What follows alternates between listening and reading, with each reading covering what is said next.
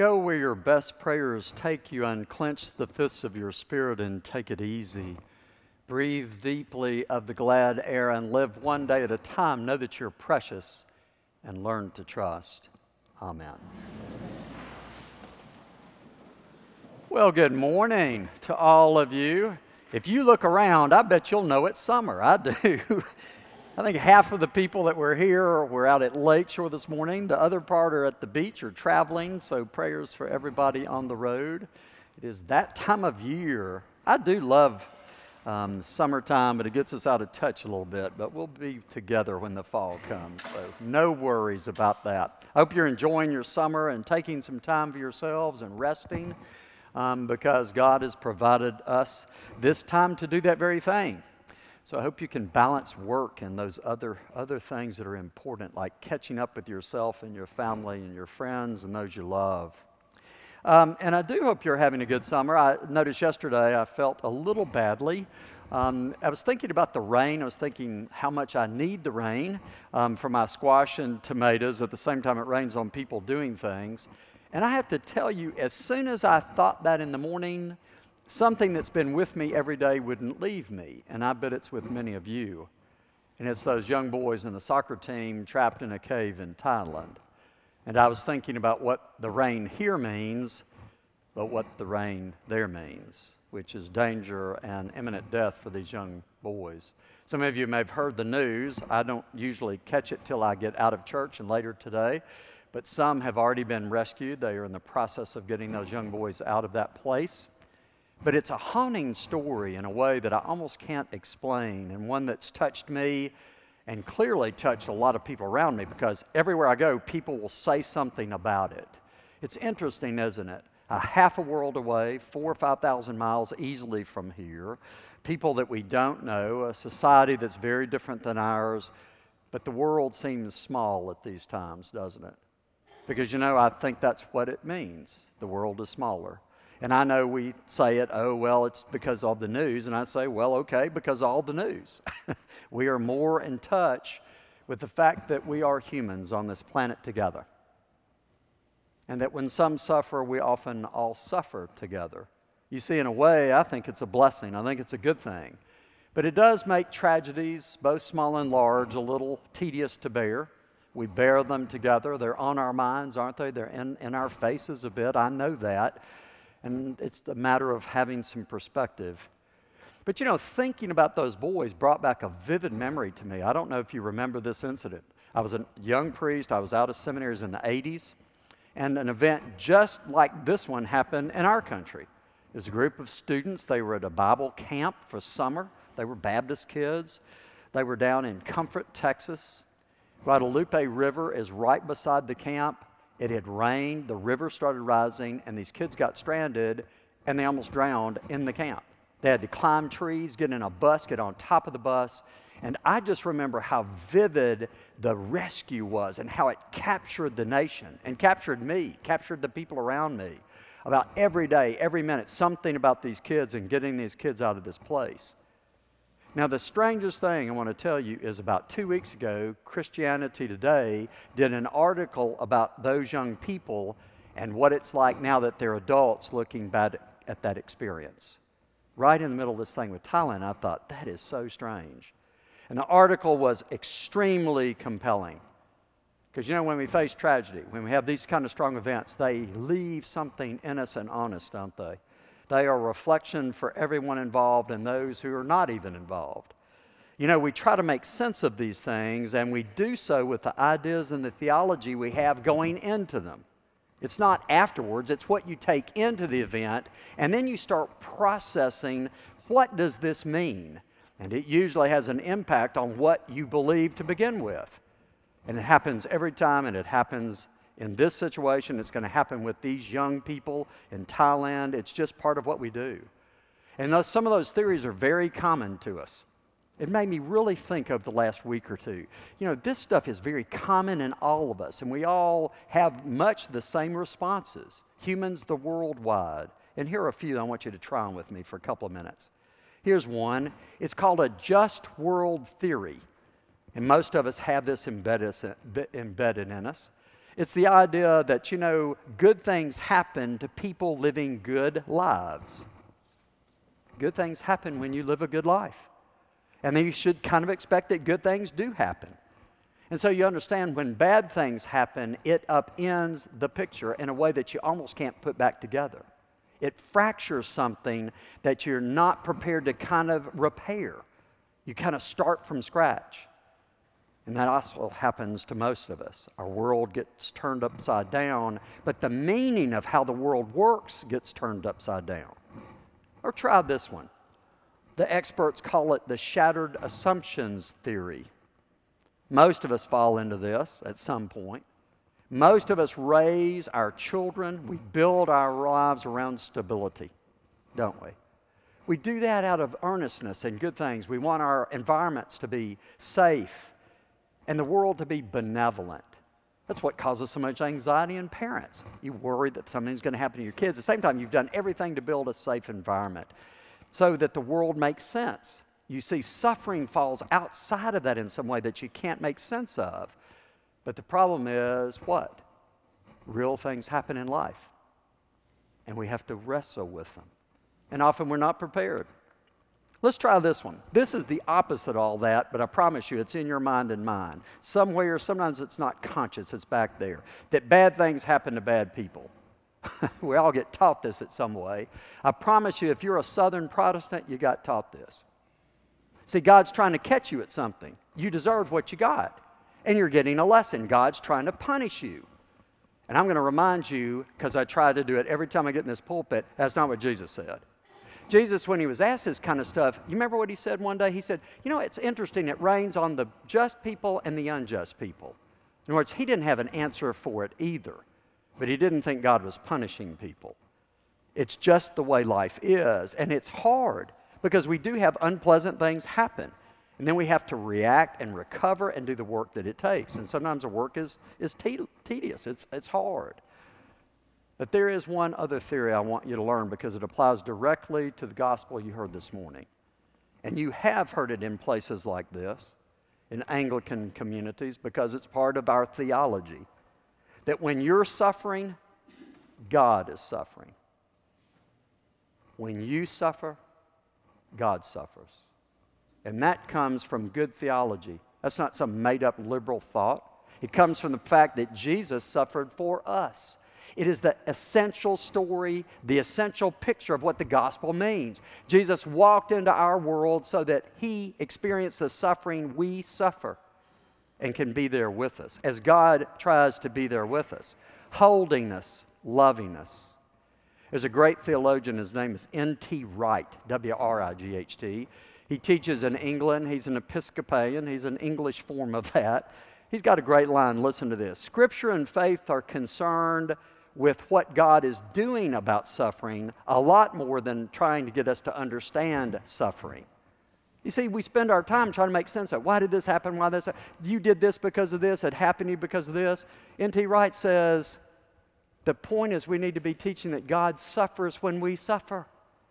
God is with us when we're in the struggle. That's what the gospel is about. So I've done a full circle with you. I've taken you to where I started. You see, as confused as we are by these tragedies, I'm still convinced that the gospel is accurate. Whether we understand it or not, or can explain it or not, do you understand the gospel is saying it's in those places that you and I are sent. You and I are sent to the places where people struggle. That's what the gospel is today. Take it home, reread it, teach it to your children, read, mark, and as one of the great colleagues says, inwardly digest it. We are those people who are sent into these hard places, not to tell people why they're there. Have you ever been in that place? How helpful was that to you? You know why this has happened? Not helpful, generally. And usually you don't know yourself. You're giving advice you can't own up to. There's no way to know that, why things happen. But the fact that you're there is the statement. The fact that you've showed up is the statement. You see, what the gospel today is about is Jesus sending his disciples out 2 by 2. You catch that metaphor? It doesn't mean physically 2 by 2 necessarily. It means you do not go alone. You go with this company called the church. You see, we are sent out people. Sent out people. You understand the word church means that. How many of you know that? Seriously. The word church, ecclesia, means being sent out.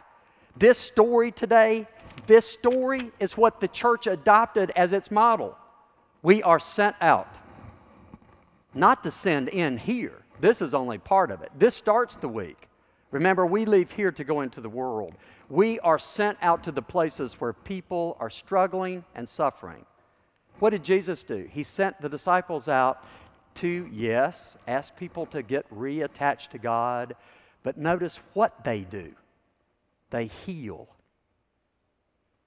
They relieve people of possession, of things that just overwhelm them. Do you see they are out there to try to hold hands and to offer their hearts to people who are in hard places? You see, Mark's gospel is pretty clear. We go out with whatever we have. You don't need anything extra. Don't take anything with you. You don't need extra money. You don't need an extra tunic. Not any one of you needs that. You need to take what you have, and what is that? It's you. You take you into the world. I take me into the world. And every time we do it, God says it's enough. Every time. That doesn't mean that we always get the result we hope for. Remember, we're not in results. We're just in activity. We're to be sent out. And you don't have to be trained. You don't have to, somebody said in Bible study, go to seminary. That's not the point. You have to be you, trying to take God's love, God's healing, God's hope for hopefulness and wholeness into a world that is often desperate for all of those things. I've got a wonderful story for you. One of my favorite people in the world is Will Willimon. He is about my age. We've been contemporaries, although he's a genius. He taught at Duke. He is now a Methodist bishop. It could be an Episcopalian. I told him that one time. He's been here to teach and preach with us. Great guy. He tells a super fun story when he was in the 6th grade. He says he was in the 6th grade in Miss McDaniel's class, and he had to suffer through a year of Miss McDaniel, and he often wondered why. But one morning, I don't know if you remember this, one of the hall monitors that ran errands for the teachers and the principal knocked on the door opened.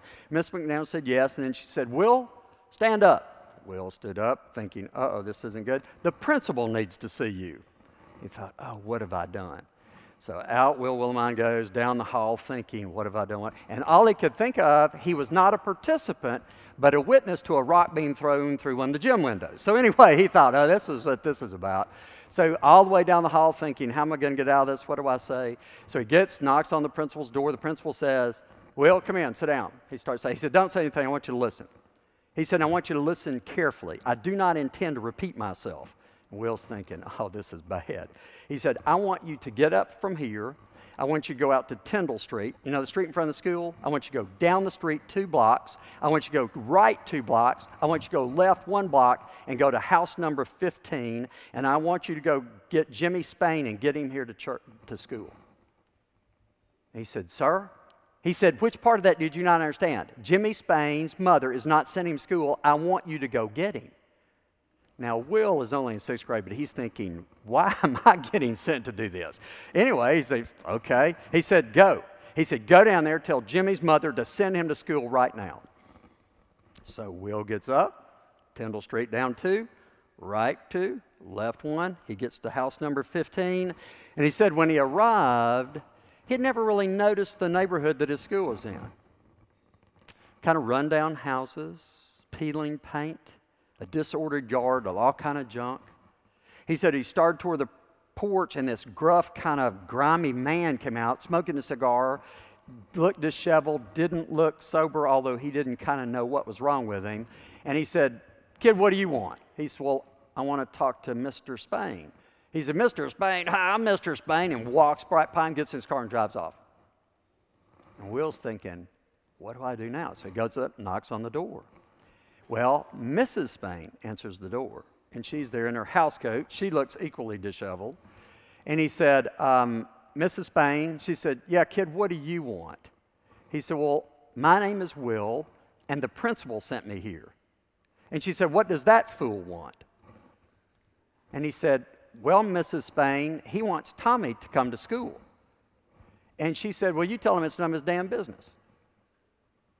And Will goes, Now, here's the interesting part of the story, because I want you to hear what he said. Will's thinking, he says, Mrs. Spain, the reason the principal sent me, it's a special day today at school. Everybody is there. The only student missing is Jimmy.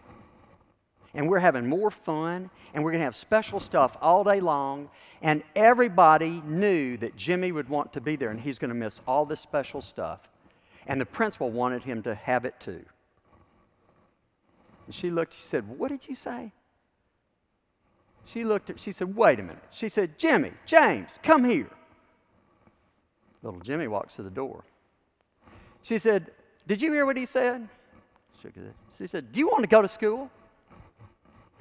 She said, well, get your stuff. I don't have any more time for this. Get out of here. Get on.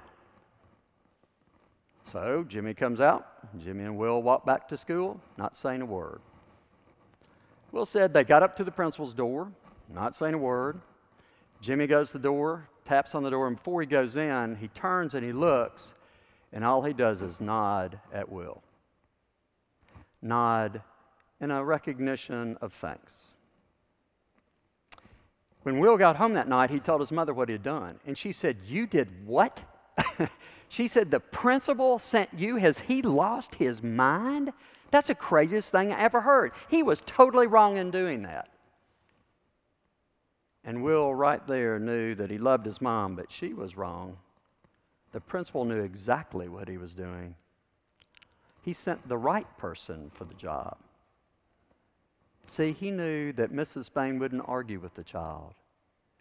And Will was the right person. He had exactly the right thing to say. You see, that's what it's like. You're being asked right now to get up, go out to Tyndall Street, go down to, take a left to, and go down to number 15 and take what you have in tow. And God promises it will be enough. It has always been enough. Because God wouldn't send you if you weren't the right person. My guess is most of the time we miss being sent more than we think we are being sent. So maybe today, pay attention. You know, God probably is trying to tap you on the shoulder,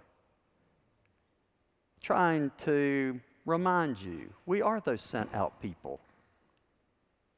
Somebody today probably needs to hear you tell them God loves them. There is wholeness in their life, maybe some healing. Amen.